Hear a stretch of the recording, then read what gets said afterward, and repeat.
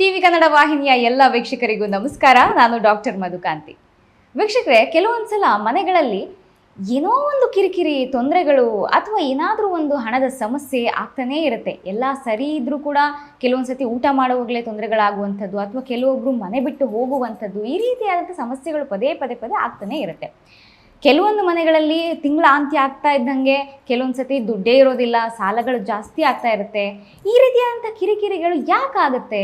ಯಾವ ಒಂದು ಸಮಸ್ಯೆ ನಮಗೆ ಪ್ರತಿ ಸತಿ ಯಾವಾಗಲೂ ಸಮಸ್ಯೆ ಇದ್ದೇ ಇರುತ್ತಲ್ಲ, ಈ ರೀತಿಯಾದಂಥ ಸಮಸ್ಯೆಗಳು ಯಾಕೆ ಆಗುತ್ತೆ? ಇವೆಲ್ಲವನ್ನ ತಿಳಿಸ್ಕೊಡೋದಕ್ಕೆ ನಮ್ಮ ಜೊತೆಗೆ ಏನಿದಂತೆ ಗಿರಿಧರ್ ಭಟ್ ಗುರುಗಳಿದ್ದಾರೆ. ಅವ್ರನ್ನ ಕಾರ್ಯಕ್ರಮಕ್ಕೆ ಸ್ವಾಗತ ಮಾಡಿಕೊಳ್ಳೋಣ. ನಮಸ್ಕಾರ ಗುರುಗಳೇ, ಕಾರ್ಯಕ್ರಮಕ್ಕೆ ಪ್ರೀತಿಯ ಸ್ವಾಗತ. ನಮಸ್ಕಾರ ಗುರುಗಳೇ, ಕೆಲವೊಂದು ಮನೆಗಳಲ್ಲಿ ಎಲ್ಲ ಸರಿ ಇದ್ರೂ ಕೂಡ ಕಿರಿಕಿರಿ ಸಮಸ್ಯೆಗಳು ಆಗ್ತಾನೇ ಇರುತ್ತೆ. ಇನ್ನು ಕೆಲವೊಂದು ಮನೆಗಳಲ್ಲಿ ಫಿನಾನ್ಷಿಯಲ್ ಟ್ರಬಲ್ ಇದ್ದು ಕೆಲವೊಂದು ತಿಂಗಳ ಅಂತ್ಯಕ್ಕೆ ದುಡ್ಡೇ ಇರೋದಿಲ್ಲ, ಸಾಲಗಳು ಜಾಸ್ತಿ ಆಗ್ತಾ ಇರುತ್ತೆ. ಈ ರೀತಿಯಾದಂಥ ಕಿರಿಕಿರಿಗಳು ಯಾಕೆ ಆಗ್ತಾ ಇರುತ್ತೆ ಗುರುಗಳೇ? ಮನೇಲೆಲ್ಲ ಸರಿಗಿದ್ದು ಕಿರಿಕಿರಿ ಯಾಕಾಗತ್ತೆ? ಕಿರಿಕಿರಿ ಇದ್ಮೇಲೆ ಅದು ಮನೆ ಸರಿಗಿಲ್ಲ ಅಂತ ಅರ್ಥ. ನಮ್ಮ ಇಷ್ಟು ವರ್ಷಗಳ ಕಾಲ ಶಾಸ್ತ್ರ, ಜ್ಯೋತಿಷ್ಯ ಮತ್ತು ತಂತ್ರಗಳನ್ನು ಮಾಡ್ತಾ ಅನುಭವದ ಮೇಲೆ ಹೇಳೋದಾದರೆ, ಅದು ಎಷ್ಟು ಜನ ನಮ್ಮ ಥರ ಬಿಡ್ತಾರೆ ಬೇರೆ ವಿಷಯ. ಅದು ಅನುಭವದ ಮೇಲೆ ಹೇಳ್ತಾ ಇರೋದಾದರೆ, ಮಾಂತ್ರಿಕವಾಗಿ ಮಾಟದಂತಹ ಕ್ರಿಯೆ ನಡೆದಿದ್ರೆ ಅಥವಾ ಕೆಡಕನ್ನ ಮಾಡಿದ್ರೆ, ಬ್ಲ್ಯಾಕ್ ಮ್ಯಾಜಿಕ್ ಅಂತ ಹೇಳ್ಬೋದು ನಾವು, ಮಾಟ ಅಂತ ಹೇಳ್ಬೋದು, ತಂತ್ರಗಳನ್ನು ಮಾಡಿದ್ರೆ ಅಂತ ಹೇಳ್ಬೋದು. ಆಡು ಭಾಷೆಯಲ್ಲಿ ಹೇಳೋದಾದರೆ ಮಾಡಿಸಿದ್ರೆ ಖಂಡಿತವಾಗಿಯೂ ಇಂಥ ಸಮಸ್ಯೆ ಒಂದಲ್ಲ ಒಂದು ಮನೇಲಿ ಸೃಷ್ಟಿ ಆಗೇ ಆಗುತ್ತೆ. ಅದೇ ಕಾರಣದಿಂದ ಮನೇಲಿ ಇಂಥ ಕೃತ್ಯಗಳು ನಡೆಯುವಂಥ ಜಾಸ್ತಿ. ಅಲ್ಲಿ ಒಟ್ಟು ಸಮಾಧಾನ ಅಂತೂ ಇರೋದಿಲ್ಲ, ಆ ಮನೇಲಿ ಕಾಡಾಟನೇ ಹೆಚ್ಚಾಗಿರುತ್ತೆ. ಓಕೆ ಗುರುಗಳೇ, ಹಾಗಾದರೆ ನೀವು ಹೇಳಿದ್ರಿ ಎಲ್ಲ ಕಿರಿಕಿರಿ ಇದ್ರೆ ಅದು ಮನೆ ಸರಿ ಇರೋದಿಲ್ಲ ಅಂತ ಹೇಳಿ. ನಾನು ಹೇಳ್ತಾ ಇರೋದೇನೆಂದರೆ, ಕೆಲವೊಂದು ಸತಿ ಫಿನಾನ್ಷಿಯಲಿ ಓಕೆ ಇರ್ತಾರೆ, ಆದರೂ ಕೂಡ ಕೆಲವೊಂದು ಸುಸ್ಥಿತಿಯಾಗಿರುವಂಥ ಮನೆಗಳಲ್ಲೂ ಕೂಡ ಕಿರಿಕಿರಿಗಳು, ಮಕ್ಕಳು ಮಾತು ಕೇಳೋದಿಲ್ಲ, ಕೆಲವೊಂದು ಸತಿ ಮಕ್ಕಳು ಮನೆ ಬಿಟ್ಟು ಹೋಗುವಂಥದ್ದು, ಈ ರೀತಿಯೆಲ್ಲ ಆಗ್ತಾ ಇರುತ್ತೆ. ನೋಡಿ, ಈಗ ದುಡ್ಡಿನ ಮಾನದಂಡದಲ್ಲೇ ನಾವು ಮನೆಯನ್ನ ಅಳತೆ ಮಾಡ್ಲಿಕ್ಕಾಗಲ್ಲ. ನೀವು ಏನು ಹೇಳ್ತಾ ಇದ್ರಿ, ಕಿರಿಕಿರಿ ಏನಕ್ಕಿರುತ್ತದೆ? ಅಲ್ಲೇನು ಸರಿ ಇಲ್ದಿರೋದಕ್ಕೆ ಕಿರಿಕಿರಿ ಇರ್ತದೆ. ಒಂದು, ಈ ಮಕ್ಕಳು ಮಾತು ಕೇಳೋದಿಲ್ಲ ಅಂದ್ರೆ ಮಕ್ಕಳು ಮಾತು ತಂದೆ ತಾಯಿ ಕೇಳ್ತಾ ಇಲ್ಲ ಅನ್ನೋದು ಅರ್ಥ. ಇಲ್ಲಿ ನಾವು ತೀರ್ಮಾನ ಮಾಡೋದು, ತಂದೆ ತಾಯಿ ಏನಕ್ಕೆ ಕೇಳ್ತಾ ಇಲ್ಲ ಮಕ್ಕಳು ಮಾತು ಅಂದ್ರೆ ಮಕ್ಕಳು ನಿರ್ಧಾರಗಳು ಸರಿಗಿಲ್ಲ ಅನ್ನೋದಕ್ಕೆ. ಸಾಮಾನ್ಯವಾಗಿ ಒಮ್ಮತದ ಕೊರತೆ, ಅಭಿಪ್ರಾಯದ ಕೊರತೆ. ಸಪೋಸ್ ಯಾವುದೋ ಒಂದು ಮಗಳು, ಆ ಹುಡುಗಿ ಎಲ್ಲ ಒಂದು ಪ್ರೀತಿ ಪ್ರೇಮ ಮಾಡಿದ್ದಾಳೆ, ಅಲ್ಲಿ ಅದು ಏನೋ ಸರಿಗಿಲ್ಲ, ತಂದೆ ತಾಯಿಗೆ ಅದು ಬೇಡ ಅಂತ ಹೇಳ್ತಾ ಇದ್ದಾರೆ. ತಂದೆ ತಾಯಿಗಳು ನನ್ನ ಮಾತು ಕೇಳ್ತಾ ಇಲ್ಲ ಅಂತ ಹೇಳ್ಬಿಟ್ಟು ಆ ಎಮ್ಮನ್ ಬೇಜಾರು, ಅಥವಾ ಇವರು ನನ್ನ ಮಗಳು ನನ್ನ ಮಾತು ಕೇಳ್ತಾ ಇಲ್ಲ ಅನ್ನೋದು ಇವ್ರು ಸಹಮತದ ಕೊರತೆ ಇರುತ್ತೆ. ಒಂದು, ಹಣಕಾಸಿನ ಮಾನದಂಡ ತಗೊಳ್ಳೋದಿಲ್ಲ, ಅಥವಾ ತಿಂಗಳಾಗ್ತಾ ಇರೋದಕ್ಕೆ ಹಣಕಾಸಿನಲ್ಲಿ ಕೊರತೆ ಉಂಟಾಗುತ್ತೆ. ಎಷ್ಟೋ ಜನ ನೋಡಿ ದುಡಿತಾರೆ ಚೆನ್ನಾಗೇ ದುಡಿತಾರೆ, ದುಡ್ಡು ಉಳಿಸ್ಲಿಕ್ಕಾಗಲ್ಲ, ಅಥವಾ ಸಾಲ ಮಾಡ್ಕೊಂಡು ಬಡ್ಡಿ ತಮ್ಮ ಪ್ರಮಾದಗಳಿಂದನೇ ಮಾಡ್ಕೊಬೋದು. ಅದು ನೋಡಿ, ಒಂದೊಂದು ವಿಚಾರಕ್ಕೂ ಅವ್ರು ಮಾಡ್ಕೊಂಡಿರುವಂಥ ಸಮಸ್ಯೆಗಳೇ ಇರ್ತದೆ. ಮನೆಯಲ್ಲಿ ಆರೋಗ್ಯ ಕೆಡ್ತಾ ಇರುತ್ತೆ. ಏನಾಗುತ್ತೆ, ಒಬ್ರಿಗೆ ಏನೋ ಜ್ವರ ಬಂತು, ಇವ್ನು ಸರಿ ಹೋದ ಅಂದ ಹಾಗೆ ಇನ್ನೊಬ್ಬನ ಜ್ವರ, ಅದು ಇನ್ನೊಬ್ಬನಿಗೆ ಆರೋಗ್ಯ. ಬರೀ ದುಡ್ದಿದ್ದೆಲ್ಲ ಆಸ್ಪತ್ರೆಗೆ ಖರ್ಚು ಮಾಡ್ಕೊಂಡು, ಧನ ಸಂಪತ್ತು ಉಳಿಸ್ಬೇಕಂದ್ರೆ ಸಾಲ ಮಾಡ್ಕೊಂಡಿದ್ರು ಹೋಗ್ತಾ ಇರುತ್ತೆ. ಇಲ್ಲಿ ಮನೆಯಲ್ಲಿ ಪರಿಸರ ಕೆಡ್ತಾ ಇರುತ್ತೆ, ಆರೋಗ್ಯಗಳು ಕೆಡ್ತಾ ಇರುತ್ತೆ. ಒಂದ್ಸಲ ಆಸ್ಪತ್ರೆಗೆ ಹೋದ್ರೆ 500,000 ಹಾಕ್ಲೇಬೇಕು. ಈ ಪರಿಸ್ಥಿತಿಯಲ್ಲಿ ಯೋಚನೆ ಜೀವನ ನಡೀತಾ ಇರ್ತದೆ ಈ ಸಂದರ್ಭ. ಹಾಗೆ ಎಲ್ಲ ಚೆನ್ನಾಗಿರ್ತಾರೆ ಮನೆಯಲ್ಲಿ, ಪ್ರೀತಿ ಪ್ರೇಮ ಅನ್ನೋದಲ್ಲ, ಮಕ್ಕಳು ಸಂಘ ಸಹವಾಸ ಮಾಡ್ಕೊಂಡು ಹಾಳಾಗೋಗೋದು, ಬಹಳ ಸಣ್ಣ ವಯಸ್ಸಿನಲ್ಲಿ ಈ ಕೆಲವೊಂದು ಕೃತ್ಯ, ಯಾವುದದು ದುಶ್ಚಟಗಳನ್ನು ಮಾಡೋದು, ಕುಡಿಯೋದು, ಮನೆ ಒಂದು ತಂದೆ ತಾಯಿ ಮೇಲೆ ದೌರ್ಜನ್ಯ ದರ್ಪ ಮಾಡೋದು. ನೋಡಿ, ಹೆಚ್ಚಿನದಾಗಿ ಇಂಥದ್ದು ಸಮಸ್ಯೆಗಳು ಇದೆ ಅಂತ ಹೇಳಿ ನಾವು ಹೇಳೋದಲ್ಲ, ಬಹಳಷ್ಟು ಬರ್ಬೋದು. ಕಿರಿಕಿರಿಗೆ ಮೂಲ ಒಂದೇ ಅನ್ನೋದಿಲ್ಲ, ಆ ಮನೆಯೇ ಕಿರಿಕಿರಿ ಆಗಿರುತ್ತೆ. ಚೆನ್ನಾಗಿ ಆದಾಯ ಇದ್ರು ಮನೆಯಲ್ಲಿ ಒಬ್ರು ಆರೋಗ್ಯ ಸರಿಗಿರೋದಿಲ್ಲ, ಒಬ್ರು ಜಗಳ ಮಾಡ್ತಾ ಇರ್ತಾರೆ, ಹೆಂಡತಿ ಮಾತು ಗಂಡ ಕೇಳಲ್ಲ, ಗಂಡ ಬೇರೆ ಬೇರೆ ಕಡೆ ಹೋಗ್ತಾ ಇರ್ತಾನೆ, ದುಡಿದಿದ್ದೆಲ್ಲ ಇನ್ನೊಬ್ರಿಗೆ ಬಾಯ ಹಾಕ್ತಾ ಇರ್ತಾನೆ, ಅಥವಾ ಹೆಂಡತಿ ಮಾತಿದ್ರು ತವ್ರ ಮನೆಗೆ ಹೋಗ್ತಾ ಇರ್ತಾಳೆ, ಸೊಸೆ ಮನೇಲಿ ನಿಂತ್ಕೊಳಲ್ಲ. ಇವೆಲ್ಲ ನೋಡ್ತಾ ಇರ್ತೀವಿ, ಅತ್ತೆ ಸೊಸೆ ಕಿರಿಕಿರಿ. ಏನಾದರೂ ಒಂದು ರೀತಿಯಲ್ಲಿ ಬಾಂಧವ್ಯದಲ್ಲಿ, ಬೆಸುಗೆಯಲ್ಲಿ, ಸಾಂಗತ್ಯದಲ್ಲಿ, ಸಂಗತಿಗಳಲ್ಲಿ ಸಮಸ್ಯೆಗಳು ಇರ್ತೈತೆ. ಹೆಚ್ಚಿನ ಒಂದು ಕಾಡಾಟ ಎಲ್ಲಿಗಾಗುತ್ತೆ? ಮನೆಯಲ್ಲಿ ಈ ಮಾಡಿಸಿದ್ರೆ, ಯಾರ್ದಾದ್ರೂ ಒಂದು ತೊಂದರೆಗಳಾಗಿದ್ರೆ, ಮಾಂತ್ರಿಕವಾದಂತಹ ಕೃತ್ಯಗಳು ನಡೆದಿದ್ರೆ ಖಂಡಿತವಾಗಿ ಆ ಮನೇಲಿ ಸಮಸ್ಯೆ ಬಂದಿತ್ತು.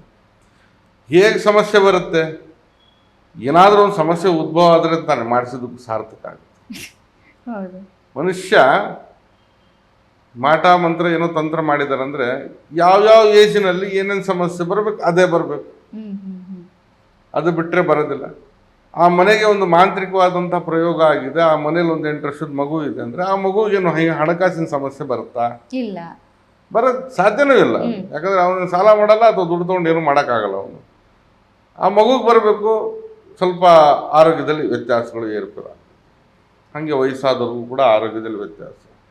ಯುವಕರು ಜನ್ರೇಷನ್ ಒಂದು 18, 20, 21 ವರ್ಷ ಆಗಿರುತ್ತೆ, ಉಗ್ರರಾಗಿರ್ತಾರೆ, ಸುಮ್ಮನೆ ಮನೇಲಿ ಜಗಳ ಮಾಡಿಕೊಂಡ್ರೆ ಪ್ರಪಂಚನ ಕೆಟ್ಟದನ್ನೋ ರೀತಿಯಲ್ಲಿ ವರ್ತನೆ ತೋರಿಸ್ತಾ ಇರ್ತಾರೆ. ಇದು ತಂದೆ ತಾಯಿ ಮಾತುಗಳಲ್ಲ, ಅವ್ರಿಗೆ ಒಂದು ರೀತಿಯಲ್ಲಿ ಪ್ರತಿರೋಧ ಮಾಡ್ತಾ ಏನಂದರೆ ಮಾತಾಡ್ತಾರೆ, ಅವ್ರ ಮೇಲೆ ಜಗಳಕ್ಕೆ ಹೋಗುವಂಥ ಸಾಧ್ಯತೆಗಳಿರ್ತವೆ. ಅವರು ಒಂದು ಲಕ್ಷಣ. ಅಥವಾ ಪ್ರೀತಿ ಪ್ರೇಮ ಅಂತ ಹಾಳಾಗೋಗೋದು, ದುಶ್ಚಟಗಳಂತ ಹಾಳಾಗೋಗೋದು. ಕೆಲಸ ಮಾಡಪ್ಪ ಅಂದರೆ ಮನೆಯಲ್ಲಿ ಬಾಗಿಲು ಹಾಕೊಂಡು ಸುಮ್ಮನೆ ಕೂತ್ಕೊಳೋದು.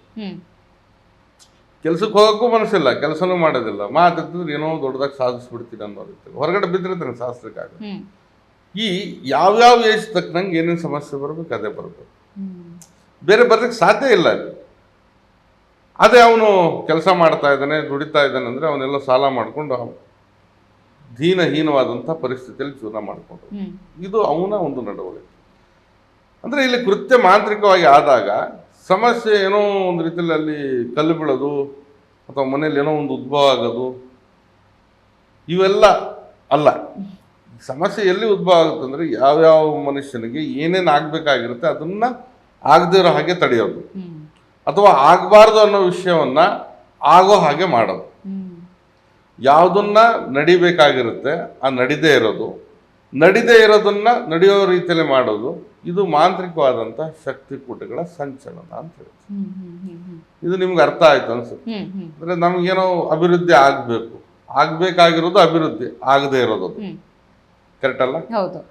ಅದೇ ರೀತಿಯಲ್ಲಿ ಆಗಬಾರ್ದು ಅಂದರೆ ಯಾರಿಗೂ ಏನೋ ತೊಂದರೆ ಆಗಬಾರ್ದು ಅನ್ನೋದು ನಮ್ಮ ಮನಸ್ಸಲ್ಲಿ ಇರೋದು, ಆಗಬಾರ್ದು ಅನ್ನೋದು ತೊಂದರೆ, ಆ ತೊಂದರೆ ಇಲ್ಲಿ ಆಗ್ತಾ ಇರುತ್ತೆ. ಇದು ಮಾಂತ್ರಿಕವಾದಂತಹ ಒಂದು ಸಮಸ್ಯೆ, ಬಾಧಸ್ಥರನ್ನಾಗಿ ಮಾಡುತ್ತೆ ಮನುಷ್ಯನನ್ನು. ಹೀಗೆ ವಾತಾವರಣ ಜಡ್ಡುಗಟ್ಟು ಹೋಗಿರುತ್ತೆ. ಕೆಲವೊಮ್ಮೆ ಇದನ್ನು ಹೇಗೆ ಮಾಡಿದ್ದಾರೆ, ಹೇಗೆ ಕಂಡುಹಿಡಿಯೋದೇ ಗೊತ್ತಾಗೋದಿಲ್ಲ. ನಾವು ಸಮಸ್ಯೆ ನಮಗೆ ನಾವೇ ತಿಳ್ಕೊತಾ ಹೋಗ್ತೀವಿ, ಯಾರೇನು ಮಾಡಿಸಿದಲ್ಲ ನಾವೇ ಮಾಡ್ಕೊಂಡಿದ್ದೀವಿ, ಅಥವಾ ಯಾರ ಮೇಲೂ ನಮ್ಗೆ ಅನುಮಾನ ಇರೋದಿಲ್ಲ. ನನ್ನ ಮಗ ಸರಿಗಿಲ್ಲ, ಮಗಳು ಸರಿಗಿಲ್ಲ, ಹೆಂಡತಿ ಸರಿಗಿಲ್ಲ, ಅವ್ರು ಸರಿಗಿಲ್ಲ, ಇವ್ರು ಸರಿಗಿಲ್ಲ ಅನ್ನೋ ಲೆಕ್ಕಾಚಾರದಲ್ಲಿ ಯೋಚನೆ ಮಾಡ್ಕೊಂಡು ಕಾಲಹರಣ ಮಾಡಿಬಿಡ್ತಾರೆ. ಅಲ್ಲಿ ನಿಜವಾಗಿದ್ದು ಮಾಡಿಸಿರೋದು ಆಗಿದೆ ಅನ್ನೋದು ಅವರ ಅರಿವಿಗೆ ಬರೋದಿಲ್ಲ. ಅರಿವಿಗೆ ಬರದೇ ಇರೋದಕ್ಕಿಂತ ಒಂದು ವಿಷಯ ಏನಂತಂದರೆ ಎಲ್ಲ ಕಳ್ಕೊಂಡಾದ್ಮೇಲೆ ಅರಿವಿಗೆ ಬಂದ್ಬಿಡುತ್ತೆ.